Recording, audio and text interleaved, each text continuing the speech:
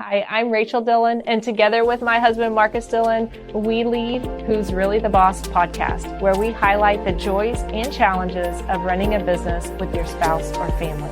Our mission is to strengthen families and businesses by helping listeners avoid the mistakes we have made so they can lead and live happily ever after.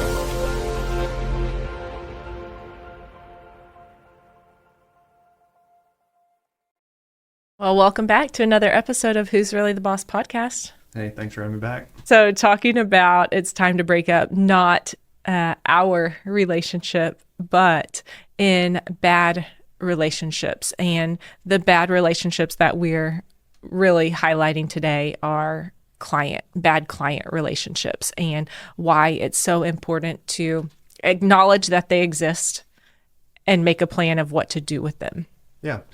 So this is, no matter what your business, you're going to have some issues with things that come up, people that you've let into the business, whether it's clients in this scenario, but you also have team members and different people that could, need to go at certain times.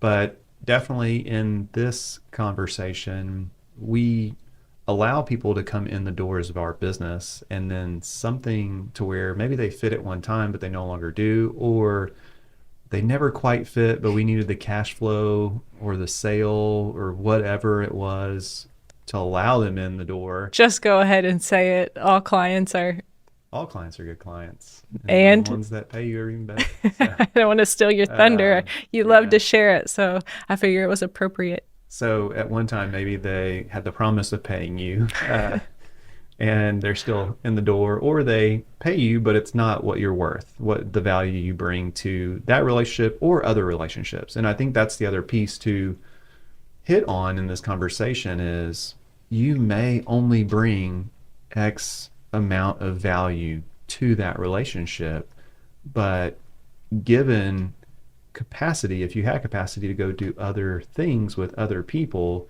you could add twice as much value to those relationships and in turn be worth more. And so I think those are the pieces that you have to evaluate. Was this client, if they were ever a good fit, are they a good fit today? Are they a good fit long term for the future of the business? Okay, let's say somebody's walking around with blinders on and they're not sure even how to identify if they have bad clients or not. What's one easy way to determine if you have a bad client? Yeah, if you've got a team, ask your team who your bad clients are, because they will tell you.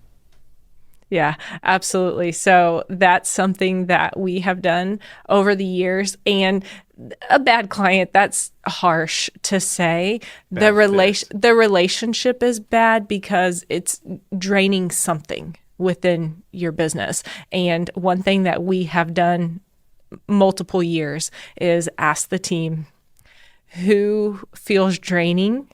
And there's multiple ways to ask them, but one of the ways that we ask, like, okay, when you see their name come across either caller ID or email or messaging, that you like cringe or you heavy sigh. Who are those clients? Yeah. Make a list of those. Like keep a running list of who is hard to deal with.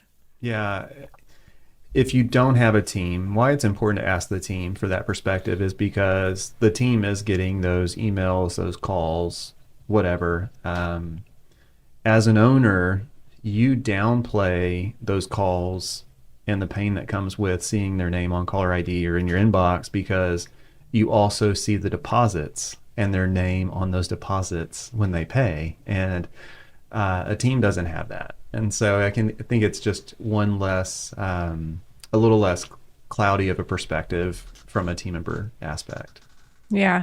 Another area to look at is a client that is kind of draining resources. So, what would that look like from an owner perspective? Even the team probably can recognize that as well. Yeah. So draining of resources, time is a big resource. And just given relationships and things like that, it comes back to the time and the quality of time that you can spend with the client.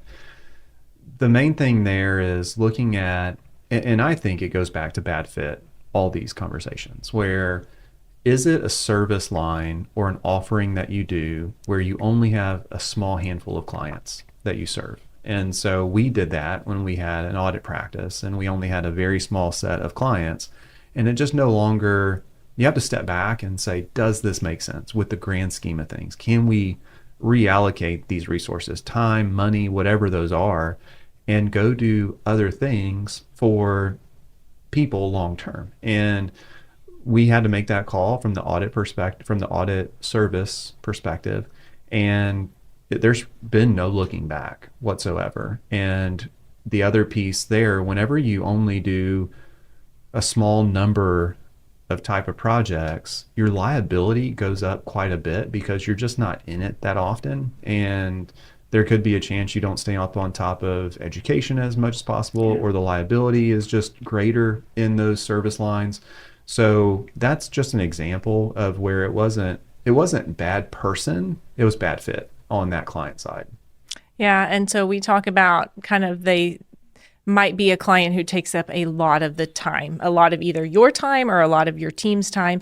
It might require that you buy special software or have special processes that go in.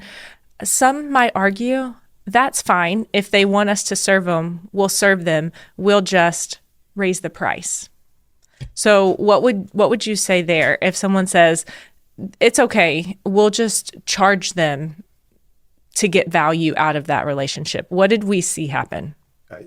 People paid it and it still didn't make sense. And so that was our results.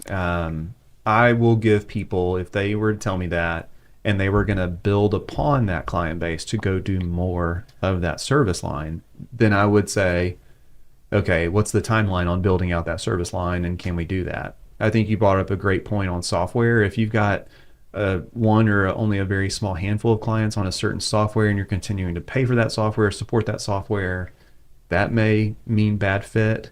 Team members, if you only have a team member that only works on a certain client, or if a client will only work with you as the owner, that is not a good fit any longer in my mind, because what happens if that team member leaves? Yeah. Or what happens if you want to retire one day? Talking about like succession planning and kind of going back to that, it's just not a very long-term viable solution for you as the owner or for any other owner after you.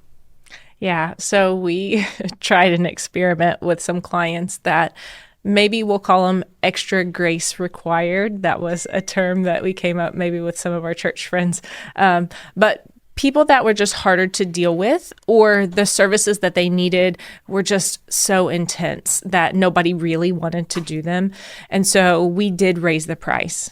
However, their expectations with that price increase doubled. So whatever problem we thought we were solving, we kind of multiplied it, because now they're paying more, so they expected more.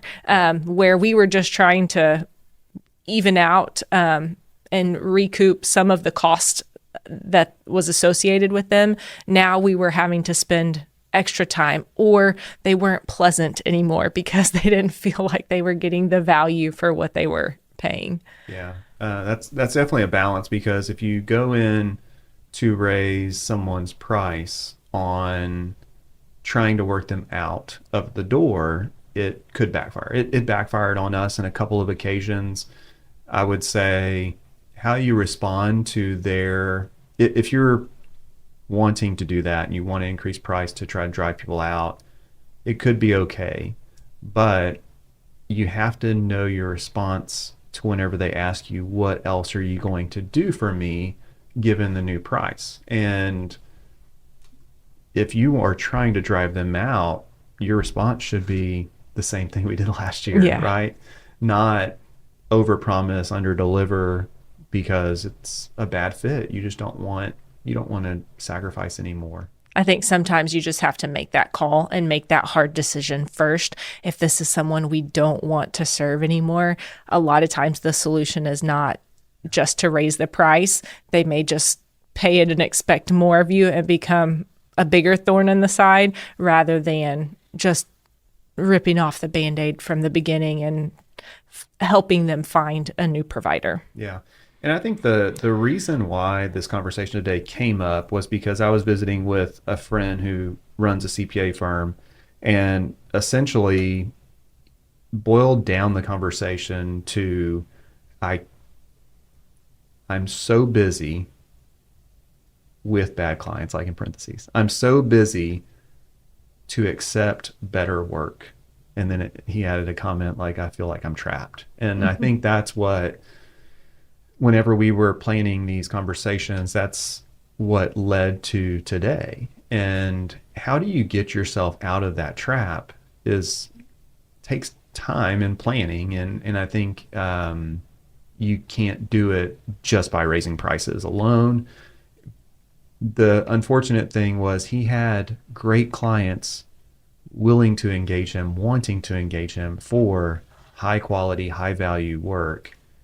And he couldn't do it. It was a strain on the resources running the business the way it was today that he couldn't accept those new engagements. So that's ultimately how we led to this topic. Yeah. I think another area is reputation. So when you have clients maybe that have a bad relationship, so whether it's them expecting or wanting more than what you provide or what you're able to provide, or perhaps it's serving someone who doesn't share the same values that you serve, but other people know that you work with them. So there's a lot of areas where that bad relationship could be doing more damage than it's worth just from a revenue perspective. Yeah, the funny thing there is every time we've let go of a mutual client with like a referral partner and we have a conversation with the referral partner that they really just weren't a good fit for us and where we were going, 9 times out of 10, the referral partner was like, oh man, they're not a good fit for us either. And they were just kind of serving that person because we were also there. And I can think just rattle off situations where that happened. And so I think having confidence to go to mutual referral partners that are working with mutual clients and ask like, is this situation normal in this relationship with this person? Because they're kind of driving me crazy or not accepting advice. And I think you build confidence to do the right thing. And a rising tide rises, how's that go? Like a rising tide raises all ships type thing. Like you're making that referral partner's business that much better as well. So I would encourage you, if you've got some of those situations, to kind of act on getting a second opinion as well. Yeah, and we at DBA have done this. We have helped find new providers or helped refer on exited bad relationships in a few different ways. So you want to talk through what are some ways, because first of all, nobody wants to be broken up with. Yeah. So there's always going to be some sort of repercussion from the other side. Whoever's getting dumped does not like that feeling. And it doesn't matter if it's just from a tax return or it does not matter. People take offense. Yeah. And so there are ways that have worked better than others for us in helping to kind of graduate on some of our former clients. Yeah. And you're using a lot of political language here. So I think we have had like just brutal relationships clients, but so thankful that it's not the norm. And even I keep coming back to bad fit, and we evolve quite a bit. DBA has evolved under our leadership quite a bit to where the clients that we've served probably the first 5 years of the business do not like the way that we served those clients then, even if they still are a client today, which we have a few, it looks completely different. And the bad fits that we kind of had to address over the last 7 to 8 years are a result of our evolution, not really anything the client did.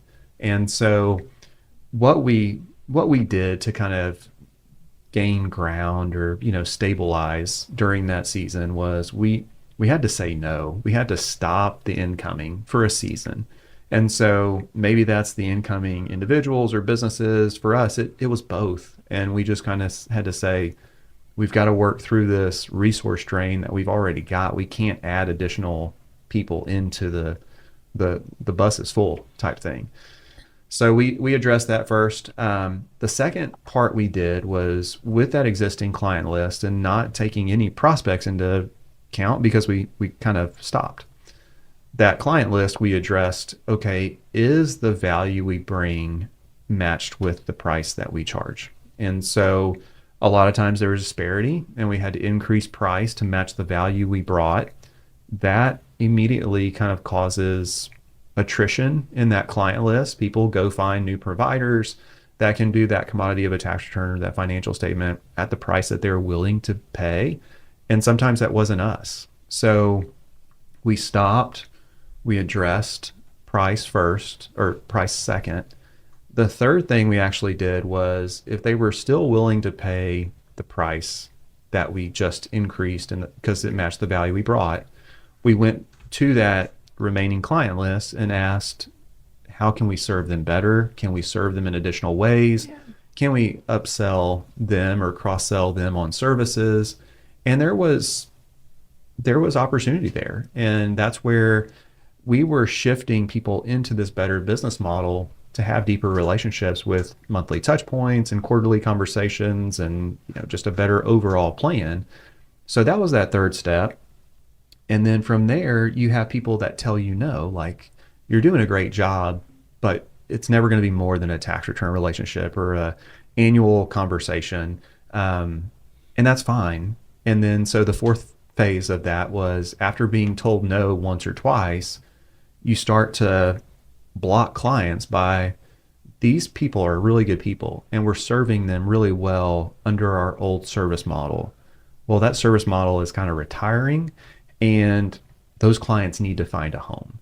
So great people, bad fit, we blocked those clients and exited them from our business and allowed them to go be a great client somewhere else or somebody else. And so anytime we could monetize that, we tried to. And so we knew that there was value in these great clients, but they were a bad fit. So because of that value, there is a potential for monetizing it. And we were able to do that 6 or 7 times over with different firms. And those firms still talk to us today for the most part. And, some of those firms will have the same situation where what we considered was a good client for those old service lines isn't a great client fit for them, but they needed to kind of get them in the door to realize that. And the way that we structured a lot of those deals where they had time to figure that out and see if it was going to be a good fit. And so it was kind of a win-win on both sides. But those 4 steps, were really what kind of led us to reshaping the business, providing cash flow and allowing us a little bit easier pace to evolve versus not. And we clearly defined our ideal clients and clearly defined our service lines that were offered. That made it very easy to determine, do these fit? If they want these services, then yes, they're a fit. So maybe they were an ideal client, but they didn't have the services. They weren't engaged for the services that we were offering. So that was kind of first. I think, and that happened before we, kind of around the same time we had to start telling people no, because yeah. A lot of service providers will just say, I work with small business owners and like define that. Or I work with high net worth individuals. We'll define high net worth, There was a real easy way to realize we didn't early on in DBA that we didn't have an ideal client or very defined service line, because anyone who would call, I would have to ask you, hey, do we do this? It's this type of business. Do we do it for them? And so that was real easy to know it wasn't clearly defined. So if you're having to question, can we do this? Who's going to do this? Or if the person who's interacting as kind of the front line for prospective clients can't answer that question, then just need to kind of better define, gain some clarity. One of the things in those exits, the practical, like the actual, how did it happen? How did you monetize? How did you let the clients know? How did they not freak out? What were some of the steps that we took, or how did we go about those transitions? Yeah, it's not you, it's me. I think that's the piece where, given the way that we led to even that ultimate conversation, we asked them, is there anything else we can do for you? We gave them the opportunity to engage us for additional services. We made it pretty evident that we were evolving, and our team was growing, brands were changing, the way that we did things were changing, we were adopting new technologies. That hasn't changed at all, even to where we are today. So if you don't like that, you're pretty quick gonna get off the bus of somebody that is constantly evolving. After we identified the clients that no longer fit, the first step, like you said, is finding referral partners or somebody to serve those clients going forward. We just kind of reached out to peers. We knew people in our area. These clients are more of what I would say a local relationship, and they wanted someone locally to serve them. Mm-hmm. And so we looked at peers in our immediate geography and had a relationship with them if they were looking to grow this type of client base. And for the most part, people are, because those CPA firms were where we were. Like, they were just starting out, or any client was a good client. We knew that these clients would pay them, so they were a great client. And that's how we started these conversations. If you're questioning how to even do that, just Google search CPA in your area, and if someone's paying for SEO or pay-per-click, they're investing in client acquisition costs, and they may be interested in a situation like this. So I think we made those client blocks real easy to digest. They weren't large. They weren't large purchases, and even how we structured the purchase, whether it was a retention based on first year, or some type of mix of cash up front and retention, it all had to make sense. We didn't want to burn a bridge with a peer, and those clients weren't going to fit with us long term anyway. We really didn't have to monetize them. Monetizing them was great and provided for additional runway to do different things, but it wasn't necessary. After that, you just have to give plenty of time. I mean, a great letter to the client or a phone call goes a long way. Most people realize that you're changing and that they no longer fit because they've told you no. So I think that's why having them tell us no to an additional touch point or something like that was important. And essentially just saying, hey, we've done the hard work for you, and we know that this new firm has capacity and wants to serve you. If they were looking for a change or had already identified their next service provider, they're probably going to go with who they've already identified, no sweat. But if they were really lost, I would say, or didn't know where to start, we at least gave them a place to start in those situations. Yeah, so to let the clients know, we sent like a actual mail, like a physical letter. We emailed that a lot of times as well, and then also followed up with a phone call to let them know. That letter was easier to write and probably easier to digest because it pointed to the specific service line and the ideal client that we now serve, and they were able to recognize and disqualify themselves. Like, right. Oh, I no longer fit this. I don't want that type of service. Some disqualified themselves because they don't want to use any type of technology. So they were fine too. But I think identifying the firms that would serve them well, not just identifying a firm, but one that would actually take care of those clients who wanted those clients, not that they were going to be a burden, and letting the clients know. There were very few responses of, no, I'll find somebody on my own. Yeah. The responses were more like, so you trust these people, you know them, and they know how to do whatever it was that we were referring them on for. That was more of the response.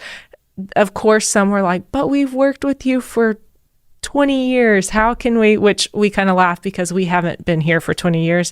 The prior business was. And so, and just in talking to them about how they would be served going forward, then they could find comfort in knowing that, okay, yes, what you're doing doesn't align. I'm not going to be happy really at the end of the day with how you do it. So let me move on too. It's funny because so many people connected us with our predecessor who we bought the firm, a small block of clients from in 2011. And like you said, we've been with you for 20, 30 years. And it's like, I haven't been practicing that long. And 30 years ago, I was in junior high, or whatever. So I think it is some of the calling out kind of the false perspective that maybe they have in their mind. And people change professional service providers all the time. And it's not that big a deal on our side. Everybody's professional and kind of pick up and run with that new relationship as much as possible.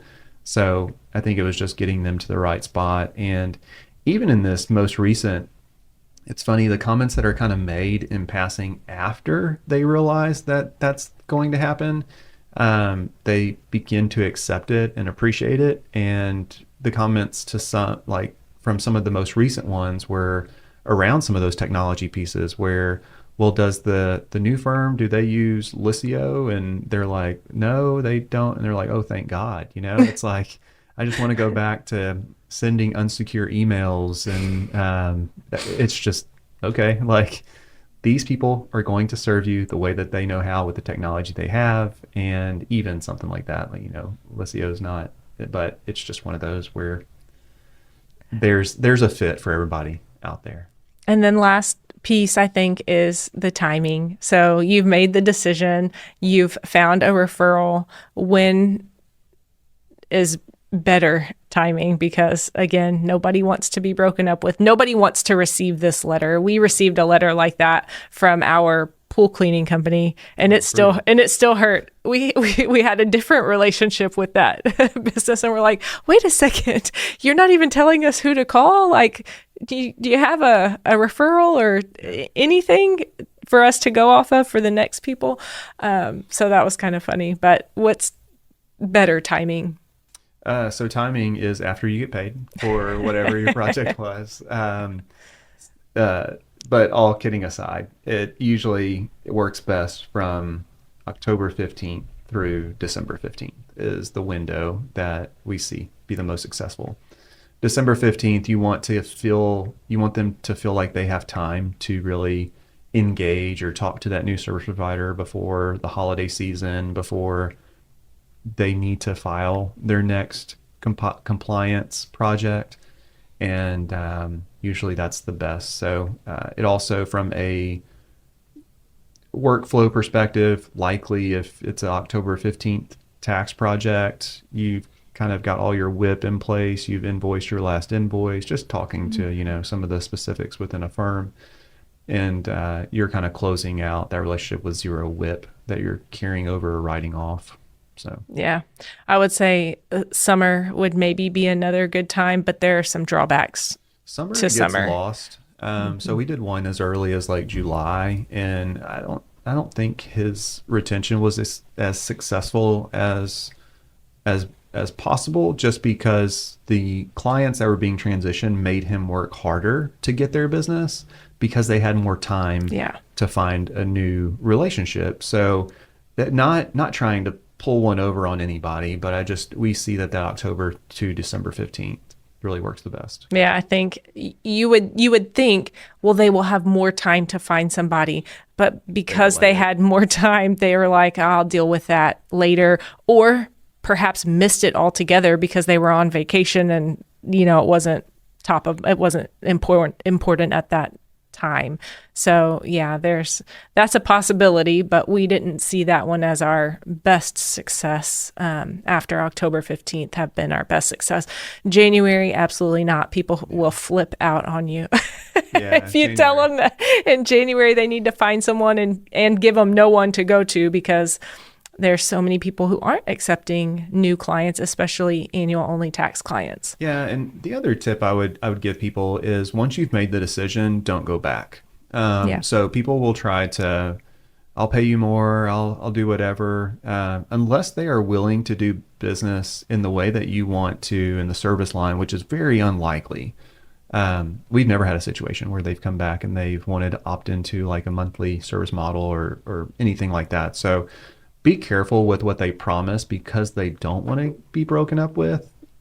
I would just continue to follow through, stick to your guns, and say, this is the best path forward for you, not necessarily me. And so I think that's where keep them in mind as the primary reason for doing this. And it's going to be fine. It will be awkward. And you'll have people that show up in tax season that just send you their stuff. And it's like you have to call them or your office has to call them and say, did you get our letter? And they're like, what letter? And that's awkward. But ultimately then you say, well, we've, kind of had this conversation and here you go. And here's the best person to talk to about your current year tax return. So there's a lot of things that could happen. Not 99% of the time it goes smooth. And I would just say follow through. You're always going to have the bumps on the road, but just don't let that or be the reason you don't do anything.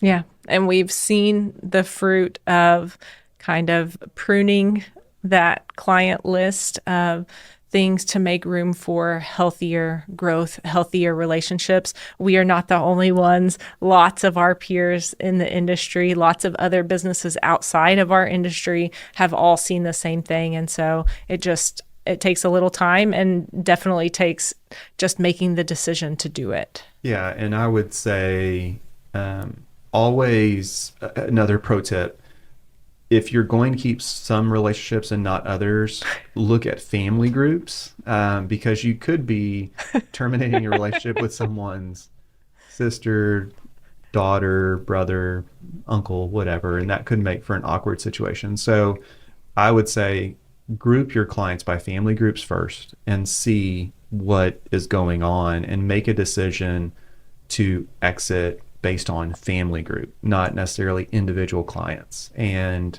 that will reduce the number of awkward conversations. And I'm speaking from experience. It's those sisters and daughters that you just they don't have don't remember because they don't have the same last name, and you're not with that type of relationship, not as intimately involved with them, so you don't know the ins and outs because a lot of times those were just looking at a once a year tax return. So. Yeah. And I think you hit on it.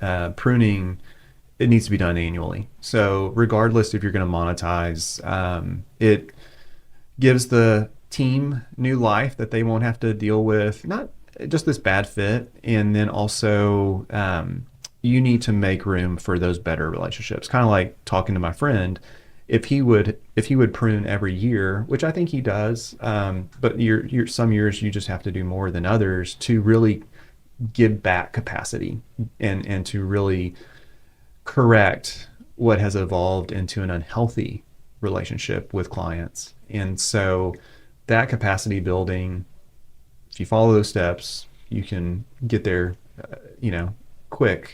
as quick as you'd like. But if you have to stay on top of it every year, and I would encourage businesses to really set the number of relationships that they want to work with every year. We keep coming back to this 150 number. And if that's the number of slots that you have for family relationships, at 151, you've got to make room.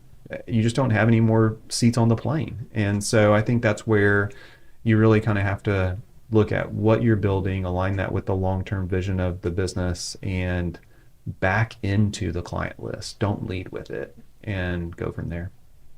Well, this has been a great conversation. I'm glad we are not breaking up. That'd be expensive.